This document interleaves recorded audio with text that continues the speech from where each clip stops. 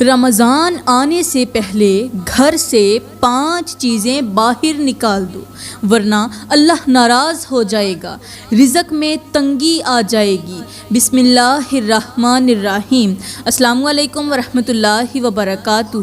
میری پیاری بہنوں اور میرے اسلامی بھائیوں، رمضان آنے سے پہلے گھر سے 5 چیزیں باہر نکال دو ورنہ اللہ تم سے ناراض ہو جائے گا، غربت تمہارا مقدر بن جائے گی۔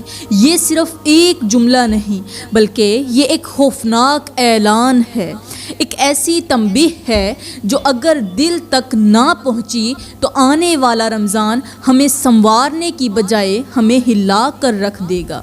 آج کا یہ بیان آپ کو چونکانے کے لیے ہے، جگانے کے لیے ہے، کیونکہ اللہ تعالیٰ کا فرمان ہے کہ وہ اس قوم کی حالت نہیں بدلتا جو خود اپنی حالت بدلنے کی کوشش نہ کرے۔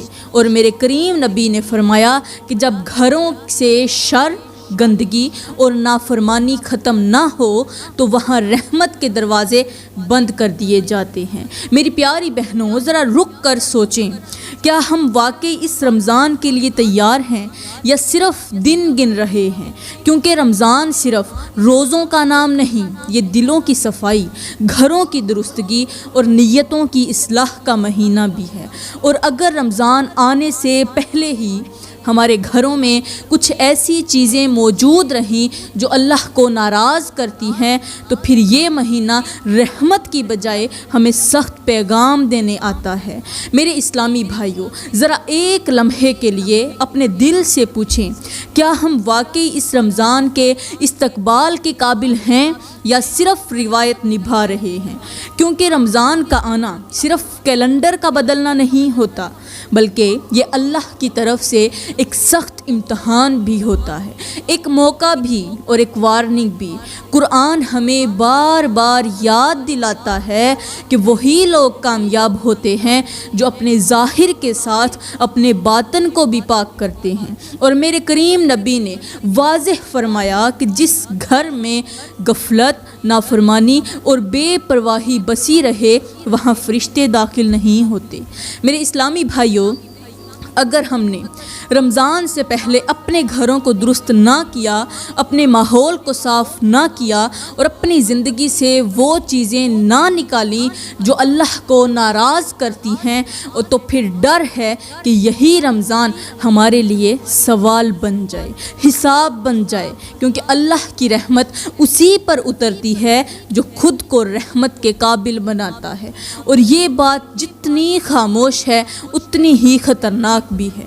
قرآن ہمیں حضرت ایوب علیہ السلام کی زندگی کے بارے میں بتاتا ہے، وہ نبی جن پر ایسی ایسی تکلیفیں آئیں کہ سن کر دل کانپ جاتا ہے۔ ایک وقت تھا کہ صحت، مال، دولت، عزت سب کچھ موجود تھا، لوگ آپ کو دیکھ کر رشک کرتے تھے، مگر پھر آزمائش کا دروازہ کھلا، جسم ایسی بیماریوں میں مبتلا ہوا کہ برسوں تک تکلیف ختم نہ ہوئی، درد ایسا کہ بدن جواب دے گیا، طاقت چھن گئی، لوگ قریب آ کر دور ہونے لگے، رشتے آہستہ آہستہ الگ ہو گئے، مال ختم ہو گیا، اولاد دنیا سے رخصت ہو گئی، گھر ویران ہو گیا۔ مگر حیرت کی بات یہ تھی کہ حضرت ایوب علیہ السلام کے لبوں سے کبھی شکوہ نہ نکلا، دل میں کبھی اللہ سے بدگمانی پیدا نہ ہوئی، وہ تکلیف میں بھی یہی کہتے رہے کہ میرا رب جانتا ہے، میرا رب مجھے دیکھ رہا ہے۔ برسوں کی بیماری، تنہائی، غربت اور لوگوں کی بے رخی کے باوجود انہوں نے صبر کا دامن نہ چھوڑا، یہاں تک کہ ایک دن اللہ نے ان کی صدا قبول کی، بیماری ختم ہو گئی، صحت لوٹ آئی، نعمتیں دوبارہ سے عطا ہوئیں اور اللہ نے انہیں ایسا اجر دیا کہ صبر خود ان کے نام سے پہچانا جانے لگا۔ ایک دن کسی نے حضرت ایوب علیہ السلام سے پوچھا، اے ایوب، وہ بیماری والے دن اچھے تھے یا پھر آج کے صحت والے دن اچھے ہیں؟ حضرت ایوب علیہ السلام نے بہت ہی ٹھہرے ہوئے لہجے میں جواب دیا، یار اگر سچ پوچھتے ہو تو وہ بیماری والے دن اچھے تھے، کیونکہ پورا دن تکلیف میں گزرتا تھا، جسم درد سے چور چور رہتا تھا، تنہائی ساتھ دیتی تھی، اور رات کے دوسرے پہر جب درد حد سے بڑھ جاتا تھا اور میرے اندر سے ایک آہ نکلتی تھی تو آسمان کی طرف سے ایک آواز آتی تھی، اے میرے ایوب بتا تیرا کیا حال ہے۔ یہ آواز میرے زخموں پر مرہم بن جاتی تھی۔ اس آواز میں رب کی قربت محسوس ہوتی تھی، اس آواز میں تسلی بھی تھی اور محبت بھی تھی۔ مگر آج جب اللہ نے مجھے صحت دے دی ہے، جسم کو طاقت لوٹا دی ہے، آرام نصیب ہو گیا ہے، تب سے وہ آواز نہیں آئی۔ آج میں صحت مند ہوں، میرے پاس صبر ہے، میرے پاس سب کچھ ہے، صحت جیسی دولت ہے، مگر وہ پکار سننے کو نہیں ملتی، وہ سوال جو رب پوچھا کرتا تھا کہ اے میرے ایوب تیرا کیا حال ہے۔ حضرت ایوب علیہ السلام نے کہا میں اس آواز کے لیے ترس رہا ہوں، میں صحت مند ہوں، میں ٹھیک ہوں، میں تکلیف میں نہیں ہوں، لیکن اس آواز کے لیے ترس رہا ہوں، کیونکہ بعض اوقات تکلیف میں اللہ کی قربت آرام کے سکون سے کہیں زیادہ میٹھی ہوتی ہے۔ یہ واقعہ ہمیں بتاتا ہے کہ اللہ کی طرف سے آنے والی تکلیف ذلت نہیں بلکہ امتحان ہوتی ہے، مگر افسوس آج کے لوگ معمولی پریشانی میں اللہ سے شکوہ کرنے لگتے ہیں۔ تھوڑی سی تنگی آئے تو زبان پر ناشکری آ جاتی ہے، گھروں میں صبر کے بجائے چیخ، برداشت کی بجائے غصہ اور اصلاح کی بجائے الزام نے جگہ بنا لی ہے۔ اگر ہم واقعی اپنی زندگیوں کو درست کرنا چاہتے ہیں، ٹھیک کرنا چاہتے ہیں، تو ہمیں حضرت ایوب علیہ السلام کی زندگی سے یہ سیکھنا ہوگا کہ تکلیف آئے تو رب سے نہ ٹوٹیں، رب کے ساتھ اپنا رشتہ جوڑ کر رکھیں۔ آزمائش جب بڑھنے لگے تو صبر کا دامن نہ چھوڑیں، کیونکہ اللہ آخر کار اسی بندے کو بلند کرتا ہے جو حالات میں نہیں بلکہ اللہ پر یقین رکھتا ہے۔ حضرت ایوب علیہ السلام کی زندگی کے ساتھ ساتھ قرآن ہمیں حضرت یوسف علیہ السلام کی زندگی کا باب بھی دکھاتا ہے، ایک ایسا باب جس میں صبر بھی ہے اور دھوکہ بھی ہے، آزمائش بھی ہے اور اللہ کی خفیہ تدبیر بھی ہے۔ حضرت یوسف علیہ السلام بچپن سے ہی آزمائشوں میں ڈال دیے گئے تھے۔ یوسف کے بھائیوں نے یوسف کے ساتھ دھوکہ کیا تھا، وہ بھائی جو ایک ہی گھر کی چھت کے نیچے آپس میں اکٹھے رہتے تھے، وہ بھائی جو ایک ہی جگہ پر پلے، ایک ہی جگہ پر پرورش پائی، ان بھائیوں نے محبت کے بہانے ایک دن یوسف علیہ السلام کو اپنے ساتھ لیا، وہ اپنے ساتھ لے گئے اور پھر حضرت یوسف جیسے معصوم بھائی کو بے رحمی اور بے دردی سے کنویں میں دھکا دے دیا۔ روایت میں آتا ہے کہ جب بھائی حضرت یوسف علیہ السلام کو کنویں میں دھکیل رہے تھے تو فرشتوں نے عرض کیا اے اللہ، کیا واقعی بھائی بھائی کے ساتھ ایسا بھی کر سکتا ہے؟ تو اللہ نے فرمایا ہاں، مگر میرا یوسف اکیلا نہیں ہے، میں اس کے ساتھ ہوں، اور جو تم دھکا سمجھ رہے ہو وہ دھکا نہیں بلکہ وہ میرے فیصلے کی پہلی سیڑھی ہے۔ خیر بھائیوں نے حضرت یوسف علیہ السلام کو بچپن ہی میں کنویں کے حوالے کر دیا۔ کنویں کے اندر گہرا اندھیرا تھا، چاروں طرف خاموشی تھی، تنہائی بھی تھی، اوپر سے اپنوں کی بے حسی بھی تھی۔ اپنوں کا ارمان تھا، مگر حیرت کی بات یہ ہے کہ حضرت یوسف علیہ السلام نے اس ننھی عمر میں بھی شکوہ نہیں کیا تھا، نہ زبان سے کوئی فریاد نکلی، نہ دل میں بدگمانی آئی، اس حال میں بھی اللہ تعالیٰ کی شکر گزاری کرتے رہے۔ پھر کچھ مسافروں نے پانی نکالنے کے لیے کنویں میں جب ڈول ڈالا تو حضرت یوسف علیہ السلام اس ڈول کے ساتھ باہر آ گئے، بازار میں لے جائے گئے۔ مسافروں نے یوسف کو ایک غلام سمجھا اور مصر کے بازاروں میں لے گئے۔ آج نبی کے بیٹے کی بازار میں بولی لگ رہی تھی، آج نبی کے بیٹے کی بازار میں بولی لگ رہی تھی، قیمت لگ رہی تھی۔ بولی لگانے والے کہہ رہے تھے سستا ہے لے لو، کام کا ہے تم لے لو۔ یوسف علیہ السلام کی آنکھیں جھکی ہوئی تھیں، وہ اپنی لگائی گئی بولی سن رہے تھے اور دل ہی دل میں کہہ رہے تھے کہ یا اللہ اگر تو اس حال میں راضی ہے، اگر تو میرا یہ حال دیکھ کر تو راضی ہے تو پھر یوسف بھی تیری رضا پر راضی ہے۔ باہر سے یوسف کی بولی لگ رہی تھی، اندر سے یوسف علیہ السلام سوچ رہے تھے کہ میرا باپ مجھے ڈھونڈ رہا ہوگا، وہ تو جب تک مجھے دیکھتا نہیں تھا اس کا دل کو چین نہیں آتا تھا، اس کا دل چین نہیں پاتا تھا۔ آج میرا باپ دروازے پر بیٹھا میرا انتظار کر رہا ہوگا، اسے پتہ نہیں ہوگا کہ اس کے شہزادے کی مصر کے بازاروں میں بولی لگائی جا رہی ہے۔ حضرت یوسف علیہ السلام سوچ رہے تھے کہ کاش میرے باپ کو کوئی جا کر اتنا کہہ دے کہ میں زندہ ہوں، جا کر کوئی اتنا بتا دے کہ پہلے میں کنویں میں تھا اب میں بازاروں میں ہوں، اب میری بولی لگائی جا رہی ہے، لیکن ابھی بھی میرے رب نے مجھے اکیلا نہیں چھوڑا۔ باہر بولی لگ رہی تھی، اندر سے جناب یوسف علیہ السلام کے دل نے چاہا کہ چیخ کر ان نادانوں کو کہہ دوں کہ میں یوسف ہوں، یعقوب کا بیٹا ہوں، مگر پھر رب کی رضا یاد آ گئی اور یوسف علیہ السلام نے دل ہی دل میں بس اتنا کہا، اے میرے رب تو میرے باپ کے دل کو بھی تھام لینا جیسے تو نے مجھے کنویں کے اندھیرے میں تھام لیا ہے۔ میرے بھائیوں، میری پیاری بہنوں، یوسف علیہ السلام صبر پہ صبر کرتے رہے۔ بھائیوں نے دکھ دیا، آپ نے صبر کیا، بھائیوں نے دھوکہ دیا، آپ نے صبر کیا، غلاموں کی طرح بازار میں بیچے گئے، پھر بھی آپ نے صبر کیا، پھر وقت نے قید خانے میں ڈال دیا، قید خانے کی سلاخوں کے پیچھے بھی آپ نے صبر کیا، برسوں گزر گئے، آپ نے صبر کیا، اور پھر ایک دن اللہ نے صبر کا فیصلہ سنا ہی دیا۔ وہی یوسف جو کل تک کنویں میں تھا آج مصر کے تخت پر بٹھا دیا گیا تھا، اور مصر کے تخت پر بٹھا کر اللہ نے دکھا دیا کہ صبر کرنے والا نیچے کبھی نہیں بیٹھتا، وہ تخت پر بیٹھتا ہے۔ یہ مختصر سا واقعہ سنانے کا مقصد یہ تھا میری بہنوں کہ یوسف کا رب بھی وہی تھا جو میرا اور آپ کا رب ہے، وہی ذات تھی، وہی رب تھا جو آپ کا اور میرا ہے۔ جو رب یوسف کو کنویں کے اندھیرے سے نکال سکتا ہے وہ ہمیں ہماری زندگی کے اندھیروں سے کیوں نہیں نکال سکتا؟ جو رب یوسف کو غلامی سے اٹھا کر تخت پر بٹھا سکتا ہے وہ ہمیں عزت، سکون اور کامیابی کیوں نہیں دے سکتا؟ بے شک وہ سب کچھ کر سکتا ہے، طاقت میں کوئی کمی نہیں، خزانے میں بھی کوئی کمی نہیں۔ کمی اگر ہے تو ہمارے ایمان میں ہے، ہمارے صبر میں ہے، ہمارے یقین میں ہے۔ آج کے لوگ چاہتے ہیں کہ کنواں بھی نہ ہو اور تخت بھی مل جائے، کنواں بھی نہ ہو، آزمائش بھی نہ ہو، ذرا سی تکلیف نہ ہو اور ہمیں تخت بھی مل جائے اور اجر بھی پورا ملے، آزمائش بھی نہ آئے، اجر بھی پورا ملے۔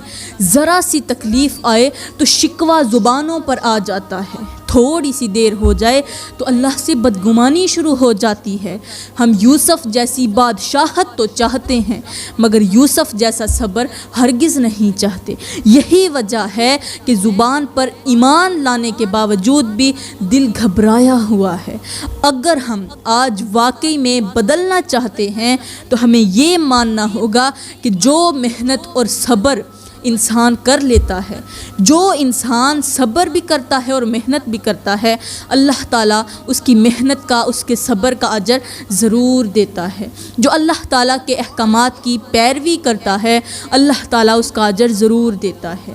تو میری پیاری بہنوں، اب ہم چلتے ہیں اپنے سبق کی طرف۔ میں کہتی ہوں رمضان آنے سے پہلے رمضان کا مہینہ شروع ہونے سے پہلے اگر آپ اپنے گھر سے یہ 5 چیزیں نکال دیں گی تو پھر ٹھیک ہے، ورنہ پھر یاد رکھنا اللہ کی رحمت تمہارے لیے زحمت بن سکتی ہے، کیونکہ رمضان صرف روزوں کا نام نہیں، یہ دلوں کی صفائی کا نام بھی ہے، گھروں کی اصلاح اور نیتوں کی درستگی کا نام بھی ہے۔ اگر گھر کے اندر وہ چیزیں موجود رہیں جو اللہ کو ناپسند ہیں تو پھر روزے نہیں رہتے بلکہ صرف بھوک بن جاتے ہیں، پیاس بن کر رہ جاتے ہیں اور عبادتیں اثر اپنا کھو دیتی ہیں۔ میری پیاری بہنوں، لوگ یہ سمجھتے ہیں کہ رمضان آتے ہی سب کچھ خود بخود ٹھیک ہو جائے گا، جب اللہ کی رحمت برسے گی نا تو سب کچھ ٹھیک ہو جائے گا۔ اللہ کی رحمتیں برسیں گی، اللہ کی نعمتیں بھی برسیں گی تو سب کچھ ٹھیک ہو جائے گا۔ حالانکہ حقیقت یہ ہے کہ رمضان بدلنے آتا ہے، مگر وہی بدلتا ہے جو بدلنے کے لیے تیار ہوتا ہے۔ اگر ہم نے رمضان سے پہلے اپنے اپنے گھروں کا محاسبہ نہ کیا، جائزہ نہ لیا، اپنے ماحول کو درست نہ کیا اور ان چیزوں کو اپنے گھروں سے باہر نہ نکالا جو اللہ کی ناراضی کا سبب بنتی ہیں، تو ڈر ہے کہ وہ مہینہ جو رحمت بن کر آتا ہے ہمارے لیے بوجھ بن جائے، کیونکہ اللہ کی رحمت وہاں اترتی ہے جہاں دل جھکے ہوئے ہوں۔